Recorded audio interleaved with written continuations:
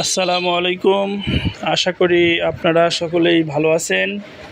তা আমরা পরবর্তীতে এই গাভীটিকে পর্যবেক্ষণ করে দেখতে পাই যে গাভীটির শরীরের তাপমাত্রা অনেক কমে গেছে, অর্থাৎ হাইপোথার্মিক কন্ডিশনের সৃষ্টি হয়েছে এবং এই গাভীটি পুষ্টিহীনতায় ভুগতেছিল, কারণ গাভীটিকে পর্যাপ্ত সুষম খাবার প্রদান করা হয় নাই। ফলে গাভীটি পুষ্টিহীনতায় দুর্বল হয়ে এই অবস্থার তৈরি হয়।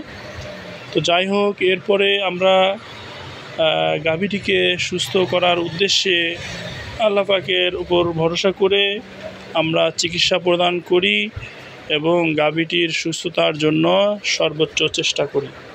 তো চিকিৎসা প্রদান করার পরে আলহামদুলিল্লাহ গাভীটি মাথা উঁচু করে বসে ঘাস খাইতেছিল। এ দেখে আমরা আশাবাদী যে ইনশাআল্লাহ গাভীটি সুস্থ হয়ে যাবে।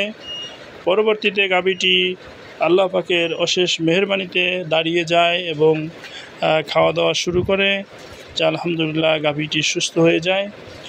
তো আমি খামারি ভাইদেরকে বলবো যে আপনাদের খামারের গবাদি প্রাণীগুলোকে আপনারা পর্যাপ্ত কাঁচা ঘাস এবং সুষম দানাদার খাবার প্রদান করুন, তাহলে ইনশাআল্লাহ আপনার খামারের গবাদি প্রাণীগুলো সুস্থ থাকবে, ভালো থাকবে।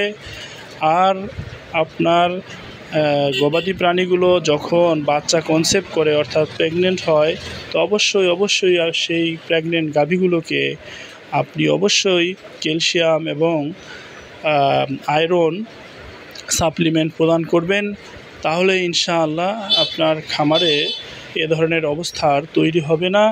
আপনার খামারের গবাদি প্রাণীগুলো সুস্থ থাকবে, ভালো থাকবে এবং আপনিও একজন সফল খামারি হতে পারবেন।